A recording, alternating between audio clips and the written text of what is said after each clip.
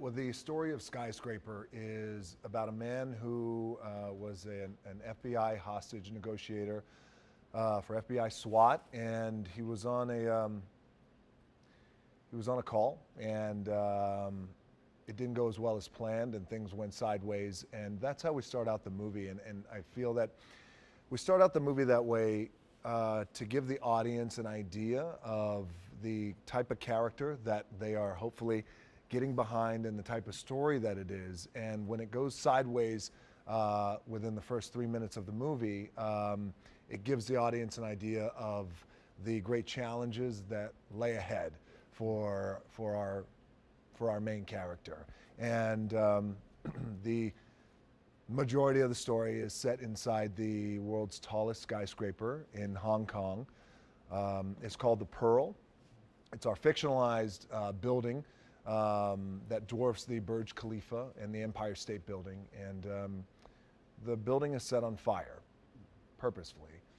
And my family is caught inside and held captive inside, and I would do anything I can to get to them. Now, what makes this very challenging is that the fire, I can't go through the bottom and ride an elevator or take the stairs up to where they're at.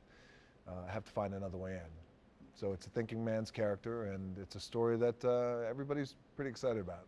So am I. What did you want to bring to Will Sawyer, the character that you play in the movie? What I wanted to bring to Will Sawyer, the character that I played in the movie, was I wanted to bring a real sense of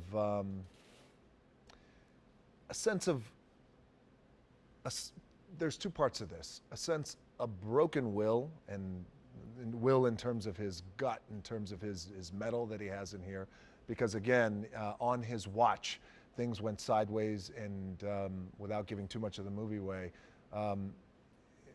His men were lost, and he made a vow to put down his sword, so to speak, and never pick it up again, and that meaning his weapon. So I think as a soldier, when your will breaks that way, it's a very tough and compromising place to come from, or try to overcome. And the B-side to that is I wanted to try and inject an indomitable spirit, a will that once was broken, but yet one that's resurrected in a way. And you know, a lot of times in life, whether it's something this extreme that happens in our movie Skyscraper or not as extreme, a lot of times in life, you know, we're placed in these scenarios where you know, you're forced to make a decision, and in that moment, the decision can become very defining, and it will change your life forever. And in this case, the decision is, which wasn't that much of a decision, really, because it's something that he had to do, was get into this building and save his family. This is you reuniting with Rawson, the director. Mm-hmm. How was it working with him for a second time? Working with Rawson was fantastic. I really enjoy working with Rawson Thurber because he's a real unique filmmaker.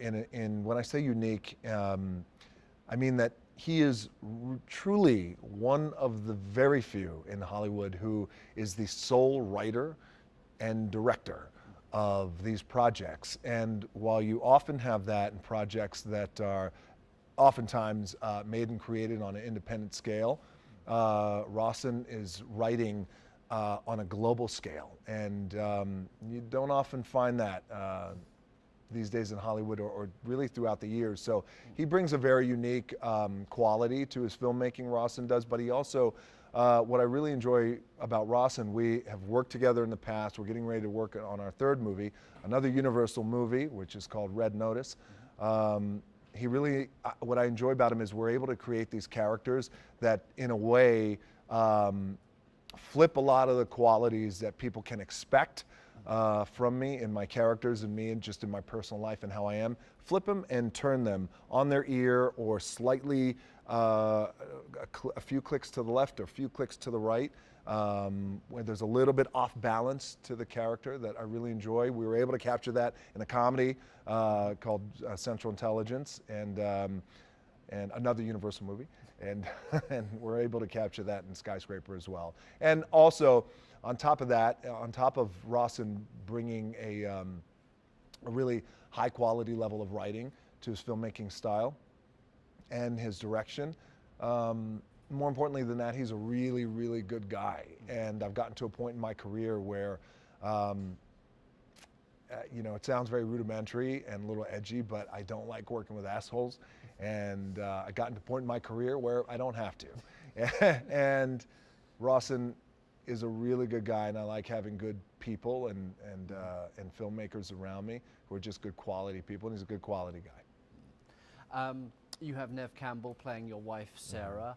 What was it about Neve that made you think she'd be a good Sarah, and what does she bring to the role of Will's wife? Well, Neve Campbell as an actress brings the weight, the depth, the experience, but more importantly than that, especially with a character like this, Neve Campbell as a human being and as a woman and as a mother and a wife brings the heart, brings the quality that can only come through the years that you've lived. And Neve has made some really smart choices over the years, and it was a real honor for us to be her first movie, her first foray back into, or onto rather, the big screen with our movie Skyscraper. And there were a lot of really tremendous actresses who had their hands up for the role. It was a very sought after role and coveted, and I had an opportunity to meet and engage and rehearse with a lot of actresses. But ultimately it went to Neve, and Neve just really brought that really tremendous quality, and also we had a great chemistry from the start. I had great chemistry with the other actresses who I met with, but there was something really unique and special about Neve. And look, the truth is, with Neve Campbell, she laughs at all my cheesy jokes. And believe me, especially if I start to drink a little bit, the cheesy jokes can come out. Neve Campbell laughs at them, and I'm like, that's my girl. That's what I need. There's an old saying in Hollywood that you should never work with children, animals, or Kevin Hart. So you've been working with a lot of all three recently. How is it shooting with the kids? Because they present their own challenges, but they can also be really enthusiastic and great support for you. How was it working with these kids? Sure. Well, shooting with our kids, Noah and McKenna, Noah Cottrell and McKenna Roberts, they were fantastic to work with. And yes, there's that old adage in Hollywood that you should never work with animals, you should never work with children, and you should never work with Kevin Hart. And I've worked with all three, and I continue to do so. That's why I need therapy. But I thought that our kids were tremendous, and I thought that they really delivered just a spectacular performance. But then, also what really makes these kids special is, they're put in these situations, and I've worked with kids in the past, again, Kevin Hart, and they're generally in comedy settings that I've worked with kids, but in a movie like this where it is raw and it is hardcore and the stakes are life and death, and every scene requires these kids to tap into an emotion that is not fun to tap into because the building's on fire, you're seconds away from possibly dying, there's things falling. These set pieces are really designed to be dangerous when people see the movie. So I really give these kids a lot of credit, and I thought they did a great job. I really enjoyed working with them. And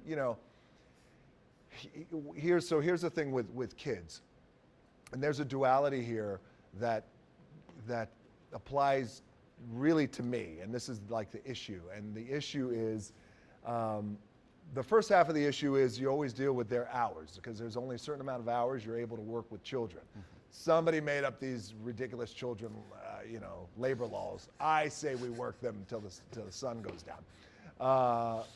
But in this case, when I'm married to Neve, the challenge then is casting.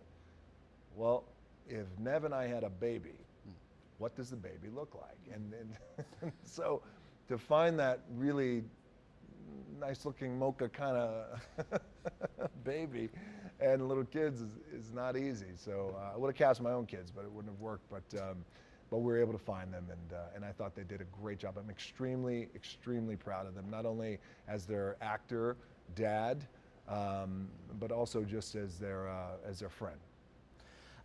You're a man famous for throwing yourself into this sort of movie for really delivering on the stunts. Was there something particular that you really wanted to get your teeth into in Skyscraper? Was there a huge stunt you were just excited to do? Well, Skyscraper, you know, when Rawson writes from a place of heart, and he also writes from a place of courage, and he also writes from a place of vulnerability. And it was, ironically enough, over the years with action with me, I'm not an adrenaline action junkie. I think that's Tom Cruise. I'm a bit more reserved that way. I like things that really eat away at my gut and raw, and those are the kind of fights and action sequences I like to have. But ironically enough, what really grabbed my attention was the vulnerability part in this action, because it's the fine balance of great action, extraordinary action of a man who is doing everything that he can to get inside this building, and you can't come up, again, through the elevator or through the stairs. So he climbs a crane and he jumps off the crane. It's just a crazy epic stunt. But the vulnerability part is that he has one leg, and he's an amputee, and he lost his leg when he was out in the field as an FBI SWAT team member when things went sideways at the beginning of the movie. So it was that part that grabbed my attention, just like that. And you know, the character could have easily been written not an amputee, and you know, who knows how the movie would be. It'd certainly be different, but the fact is that he was an amputee, and I come from a military family. I have two very proud Navy SEALs and men who fought in the wars in the past who are no longer with us. But yeah, it was that part that really grabbed me in terms of, because I felt like if we're going to be able to design these action set pieces and deliver where it's not action for the sake of action, but every action causes a reaction, and that reaction is the fact that, so the action, the building's on fire, and the reaction is, oh, I got to get in there, but I only have one leg, and how am I going to do it? That immediately informs and frames the scene, and immediately makes people, because when I tell people the story, oh, well, here's what Skyscraper is about this, and oh, I have one leg. That's when the reaction goes, I'm in. I got to see it.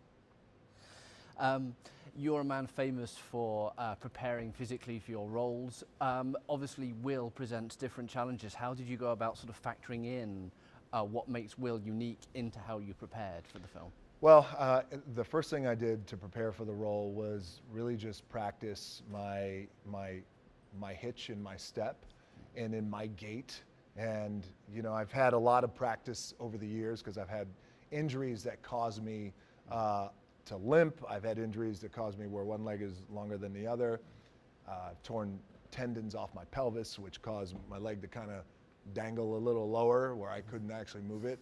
It was all a lot of fun pain, by the way. So one of the things I did was just kind of tapping into that sensory memory of how I used to walk that way. I was never an amputee, but I used an amputee, Jeff Glass-Benner, as my resource, and who we become good buddies. And he was the first to climb Mount Everest as an amputee, a multi-time Ironman with one leg, and he was my resource and our inspiration. So it all started with the hitch in the step and in the gait and a slight limp, and I did that for months.